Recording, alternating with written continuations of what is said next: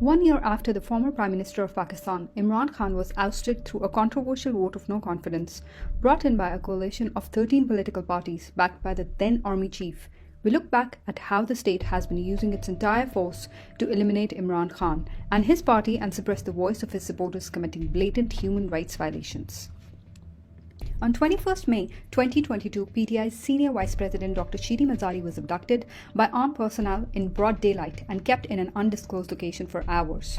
The police manhandled her and took her under illegal detention. PTI opposition leader in Sindh Assembly Halim Adil Sheikh was taken into custody 3 times. He was first arrested from Lahore on 6 July 2022. His house was also raided prior to his abduction. He was again taken into custody on 27 July 2022 and was tortured and manhandled under detention. On 9 August 2022, Imran Khan's Chief of Staff, Dr. Shehbaz Gill, was abducted by unknown men and detained for days, during which he was stripped naked, tortured, and sexually abused in police custody.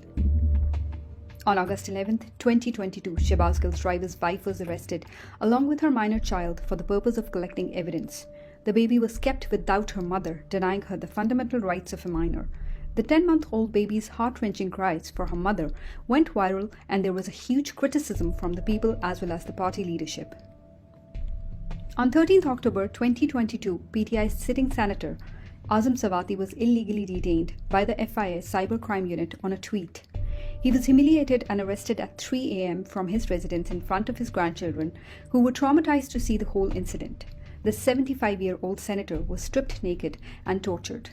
He was arrested again from his farmhouse because of another tweet on 27 November 2022. Even after his release, he was harassed and threatened. His wife received an inappropriate video of their bedroom breaching their privacy. Senator Azam Sawati broke into tears talking about this shameful political victimization in a press conference on 5 November 2022. On 1 November 2022, PTI's Information Secretary, Andalib Abbas, was released after a brief detention by police near Banigala. Andalib and several other workers were arrested and shifted to an undisclosed location. Andalib Abbas later claimed that female police officials misbehaved with her and pulled her hair while in detention. On 25 January 2023, former PTI Minister Fawad Chaudhry was arrested from his residence by several men in 4 cars without registration numbers and without sharing any details of an FIR. He was abducted for allegedly inciting violence against the Election Commissioner of Pakistan by calling him a munshi. On February 2, 2023, PTI's ally and head of the Awami Muslim League, Sheikh Rashid, was arrested from his residence for revealing the assassination plot against Imran Khan. He was manhandled by the police during court hearings, and 2 additional bogus cases were filed against him later. On 20th March 2023, Imran Khan's nephew, Barrister Hassan Niazi, was abducted by the police despite being on bail. He was taken into custody from outside the anti-terrorism court, although he was granted bail by the court before his arrest. On 6 April 2023, Federal Minister and PTI leader Ali Amin Gandapur was arrested from Khyber Pakhtunkhwa's Dera Ismail Khan district. He was taken into custody after he voluntarily surrendered to the police outside the Peshawar High Court, where he went to secure bail in the cases registered against him on different charges, including terrorism. Ali Amin's lawyers said that the district police officer told the session judge that they had to arrest Gandapur at all cost, whether there is any case against him or not. The council further claimed that the DPO was ready to face the contempt of court notice because he had orders from above.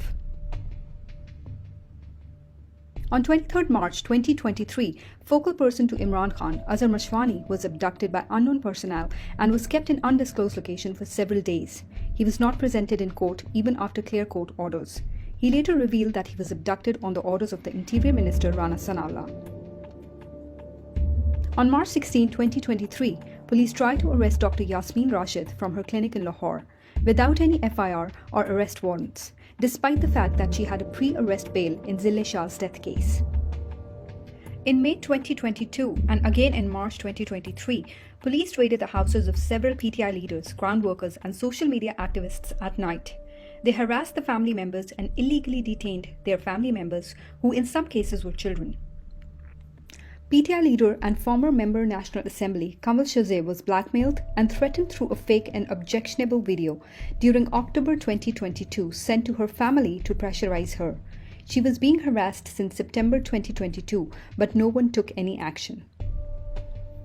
In March 2023, more than 2,100 PTI social media activists, party workers and supporters were abducted during a nationwide crackdown on Imran Khan's party. These also included 3 children and women. They were illegally detained and their families were harassed and threatened. A series of sham FIRs were initiated against Imran Khan after he was ousted in April 2022. Collectively, about 150 plus bogus FIRs have so far been registered against him across the country under terrorism, sedition, contempt of court, and blasphemy, purely on political grounds. A series of fake FIRs and bogus cases have been filed against several PTI leaders, social media activists, and ground workers over the period of 1 year to politically victimize them.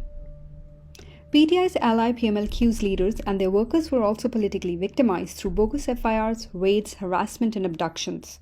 Muna Salai's friend Farhan Khan was abducted by unknown men and detained illegally for days. Police also raided Pervez Alai's residence late at night and detained his security guards.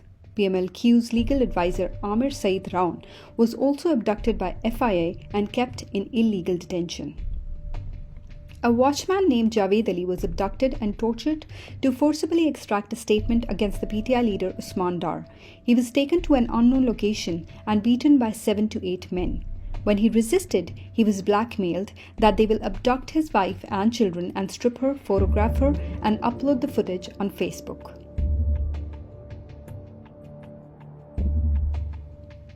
The government tried to crush PTI's call for a long march and used force to stop people from coming out to exercise their democratic right to protest. There was heavy shelling to disperse protesters, their cars were destroyed, and they were beaten and detained illegally for coming out to join the march. 2 PTI workers were killed as a result of this unlawful outrage against the marchers. Imran Khan had to call off the march to stop further bloodshed. Even days before the march started, police illegally raided houses of PTI workers and leadership and detained them to stop them from joining the march. Heavy blockades were erected on all entry points to Islamabad to halt people from entering the capital and protest. The marchers also comprised of women and children. On March 8, 2023, just few hours before PTI's rally, the caretaker government of Punjab, which is known to be a puppet of the current regime, imposed Section 144 in Lahore to ban all kinds of political activities. The police unleashed brutal tear gas and rubber bullet attacks on any peaceful protesters who tried to gather for the rally and arrested several PTI workers and supporters. The brutality against the PTI workers resulted in the death of 1 worker, Ali Bilal, and 21 injured. Ali Bilal, lovingly called as Zille Shah, was arrested and brutally tortured, which resulted in his death. His videos from inside the police van proved that he was illegally detained and taken into police custody to be returned dead hours later. This was later confirmed in his post-mortem report, which showed 26 injuries and grave physical violence inflicted on his body with a heavy tool causing his death. The private parts of his body were also damaged during the torture. Zille Shah was a special needs person. Right after the regime change operation, the grip also tightened on journalists and media houses in an attempt to silence them. Multiple journalists and media houses were attacked during this 1 year. At least 5 journalists were forcibly taken off air for exposing the regime change operation and for raising their voice against injustice. These included ارشد Sharif, Imran Riaz, Arif Hamid Bhatti, Maliha Hashmi, and Aftab Iqbal. On 10th April 2022, Imran Khan's focal person on digital media, Dr. Arsalan Khalid's house was raided few hours after the regime change by about a dozen unidentified men. He and his family members were threatened, and all their mobile phones and laptops were taken away illegally. On May 11, 2022, a team member of the digital media platform Siyasat.pk received a threatening call asking for the owner's whereabouts. On 13th June 2022, Aaj News TV journalist was kidnapped in broad daylight in Karachi. On July 1, 2022, unidentified people assaulted senior journalist Ayaz Amir in Lahore. a group of men dragged him out of his car, beat him, tore his clothes, and fled with his phone and wallet. On July 9, 2022, senior journalist and Bold News anchor person was attacked outside his office in Islamabad by unknown men. On December 20, 2022, senior anchor person Shifa Yousafzai was harassed and threatened by unknown men. They trespassed her house and harassed her staff and questioned them about her whereabouts. On 22 August 2022, Bold News anchor person Jameel Farooqi was arrested. He was stripped naked and tortured in police custody. On 5 July 2022, senior journalist Imran Riaz was arrested from Islamabad Toll Plaza by 20 to 30 policemen. 18 cases were filed against him in different cities. He was again taken into custody by the FIA on February 2, 2023, from Lahore to be released on the next day by the Lahore High Court. On October 27, 2022, FIA arrested senior anchor person Chaudhry Ghulam Hussain from a coffee shop in Lahore. On 10 August 2022, Ilyas Samu, a reporter from Sindhi newspaper Daily Awami Awaz in Thatta, was arrested by the Sindh police for reporting rehabilitation of flood-affected families on a sham FIR of carrying an illegal weapon. On 10 August 2022, ARY News director Ahmad Yusuf was arrested from his Karachi residence on sedition charges without an arrest warrant. On 14 January 2023, Bold News journalist Shahid Aslam was arrested by the FIA from Lahore for allegedly leaking personal tax data of former Army Chief General Qamar Javed Bajwa. On May 7, 2022, FIA initiated a criminal inquiry against journalist Sami Ibrahim. On May 21st, ارشد Sharif and Sabir Shakir were booked under sedition charges by the police. Arrest warrants were also issued for ARY News owner and CEO Salman Iqbal, producer Adil Raja, and anchor person Khabar Ghumman. Senior defense analyst Lieutenant General retired Amjad Shoaib was arrested by Islamabad police on 27 February 2023 and was sent on a 3-day physical remand by the magistrate.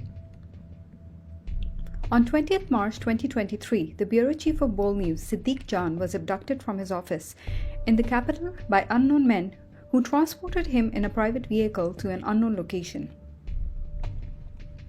Post-regime change, hundreds of social media activists were harassed for speaking up against the regime change conspiracy.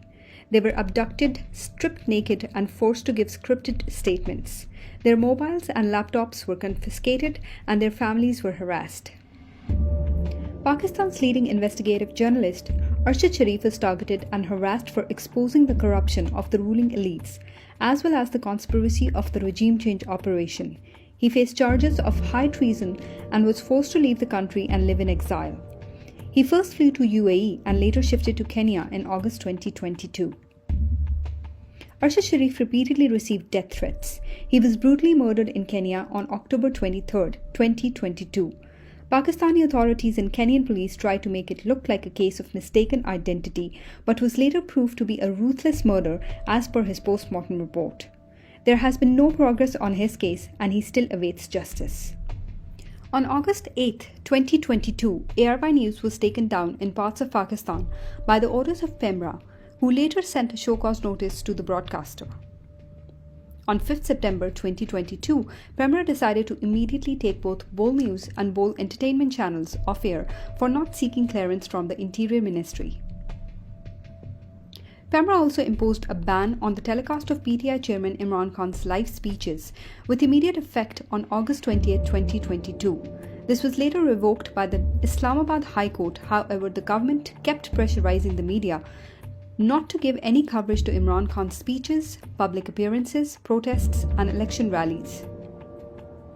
In August 2022, the government launched a sordid campaign against Imran Khan, accusing him of disrespecting Islam and the Prophet, peace be upon him.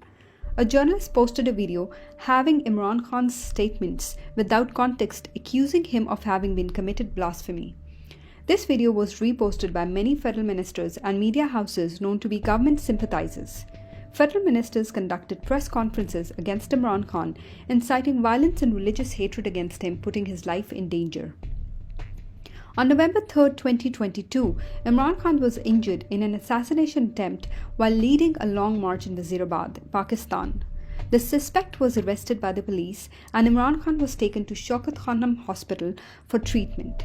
This was all a part of a plot to get Imran Khan killed and make it look like a religious hate crime. Imran Khan had already warned about an imminent attack on his life. The government released the shooter's confessional video without any investigation on national TV just few hours after the attack, in which the shooter confessed that he wanted to kill Imran Khan because Imran Khan called himself a prophet, making it look like a religious hate crime. One citizen named Muazzam Nawaz died in this armed attack, while 14 others, including some top PTI leaders, were injured. The PDM government constantly used state media and official platforms to build and spread propaganda against Imran Khan and his party, starting from accusing him of blasphemy by putting his life in danger to running a planned campaign against him on fake corruption charges in the Tosha Khana and the prohibited funding cases. Throughout the year, federal ministers and government representatives gave press conferences on national television, maligning Imran Khan with below-the-belt remarks and absolute lies. Starting 14th March 2023, Pakistani authorities launched a full-scale attack on Imran Khan's Lahore residence in order to arrest him even after he submitted a signed guarantee that he will appear in an Islamabad court. They fired heavy tear gas and attacked with water cannons and rubber bullets to disperse the crowd outside Zaman Park. The siege went on for 2 days before the operation finally halted. These efforts to arrest Imran Khan are a part of the current regime's agenda to suppress him. On 18th March 2023, former Prime Minister Imran Khan set out to appear in court in Islamabad, complying with the judicial orders. His caravan was blocked at multiple points and he was stopped from reaching the judicial complex along with his caravan. There was heavy shelling around the complex for hours. Imran Khan faced intense resistance from the police and unidentified men seen at the complex awaiting his arrival. This all seemed like a conspiracy to assassinate him and make it look like an accident. On 18th March 2023, police attacked Imran Khan's Zaman Park residence in his absence. The police stormed his Lahore residence without presenting any search warrant and against clear orders from the court. They broke the front gate with heavy machinery, beat the workers and arrested several of them illegally. During the raid, they destroyed his personal belongings and took multiple items from his house, including food items and things belonging to the house help. More than 20 articles of the Constitution of Pakistan were violated during this 1 year post-regime change operation. Pakistan's constitution guarantees fundamental rights for every citizen, including security of person, right to fair trial, freedom of assembly, freedom of speech, and inviolability of dignity of man.